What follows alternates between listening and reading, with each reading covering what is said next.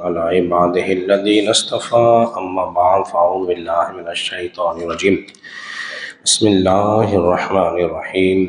حضرات محترم، آپ حضرات درس حدیث سماعت کر رہے ہیں اور ریاض الصالحین سے آج ہماری حدیث نمبر جو ہے وہ 1829، 30 اور 31 ہے۔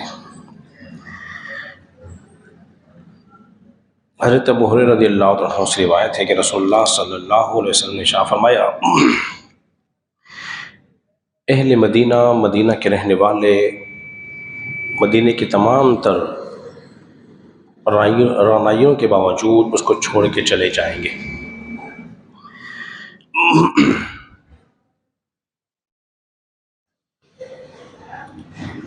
اور صرف اس پھر مدینہ کے اندر درندے ہی ہوں گے۔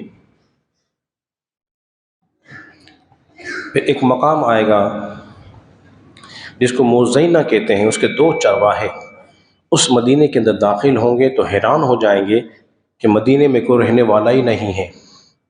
وہ اپنی بکریوں کو لے کر پہاڑ کی چوٹی پر چڑھے گا اور پھر منہ کے بھر گل جائے گا۔ حضرت محترم ذرا غور کریں کہ رسول اللہ صلی اللہ علیہ وسلم نے قیامت کا نقشہ کھینچ کے بتایا ہے۔ حضور خبر دے رہے ہیں، اور میں بار بار بتاتا ہوں یہ حضور علیہ السلام کی علم غیب کی دلیل ہیں۔ حضور غیب کی خبر دے رہے ہیں کہ قیامت میں کیا ہونے والا ہے۔ اب 2 قول علماء نے اس حدیث کے اندر بیان فرمائے ہیں کہ ویران کیسے ہوگا، اس کا مطلب کیا ہے۔ فرماتے ہیں پہلا قول تو یہ ہے کہ لوگوں نے مدینے کو چھوڑ کر اپنا دارالخلافہ کوفہ اور دمشق بنا لیا تھا۔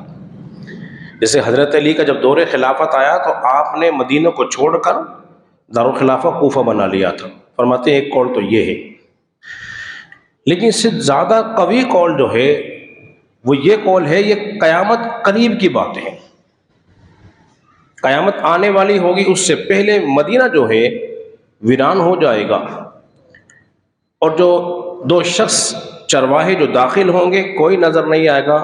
وہ اپنی پہاڑی کی چوٹی پر جب جانوروں کو لے کے چلیں گے تو سر کے بل گر جائے گا، منہ کے بل۔ کیا مطلب ہے کہ پھر قیامت آ جائے گی، اس کو موت آ جائے گی۔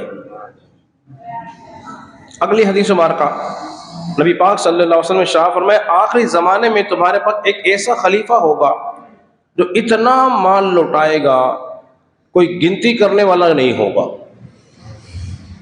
مال اتنا آ جائے گا۔ اور اگلی حدیث مبارکہ جو بہت اہمیت کی حامل ہے، جو ہمارے اس معاشرے پہ بالکل اس کی منظر کشی ہو رہی ہے، وہ کیا ہے؟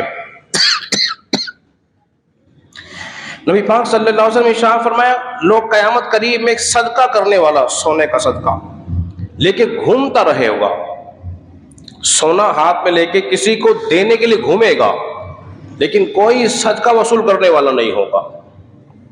ایسا زمانہ بھی آئے گا۔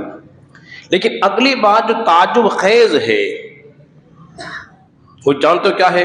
فرمایا نبی پاک صلی اللہ علیہ وسلم نے ارشاد فرمایا، قیامت قریب کی ایک نشانی یہ بھی ہے کہ کثرت سے عورتیں ہوں گی، مرد کم ہوں گے، اور ایک مرد کی نگہبانی کرنے والی، نگرانی کرنے والی 40 عورتیں ہوں گی۔ یہ رسول اللہ نے غیب کی خبر دی۔ آپ دیکھ لیجئے ہمارے معاشرے میں، اگر آج سے کچھ سال پہلے چلے جائیں، بزرگ بیٹھے ہوئے ہیں، ہر گھر میں بیٹے ہوا کرتے تھے، کسی گھر میں 1 بیٹی 2 بیٹی کثرت سے بیٹے ہوا کرتے تھے۔ آج یہ ہو گیا ہے کہ ہر گھر میں بیٹیاں زیادہ ہیں اور بیٹے کم ہیں۔ یہ خبر رسول اللہ نے 1400 سال پہلے دی۔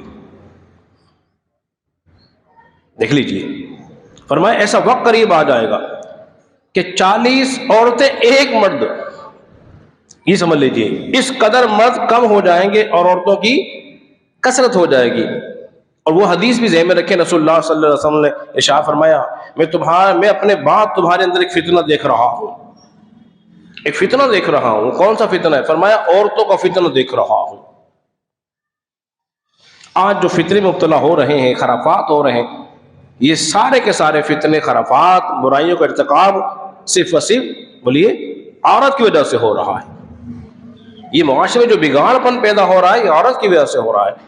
اس لیے کہ عورت جو ہے وہ چھپانے کی چیز ہے، دکھانے کی چیز نہیں ہے، اس کو چھپا کے رکھتے ہیں،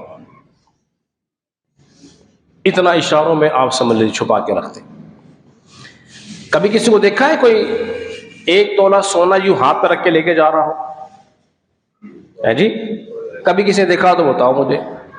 وہ 50,000 کا موبائل یا لاکھ کا موبائل ہاتھ پہ پکڑ کے گاڑی چلاتا ہے، مگر کبھی 5,000 کا نوٹ گاڑی پہ ہاتھ میں رکھ کے نہیں چلاتا، اور سونے کو چھپا چھپا کے رکھتے ہیں، دکھاتے نہیں ہیں۔ تو یہ عورت قیمتی شے ہے، یہ چھپانے کی نہیں ہے اور دکھانے کی نہیں ہے، چھپانے کی چیز ہے۔ تو رسول اللہ صلی اللہ علیہ وسلم نے فرمایا قیامت قریب کی نشانیوں میں سے یہ ہے کہ کثرت سے عورتیں ہوں گی اور مردوں کی تعداد کم ہوگی۔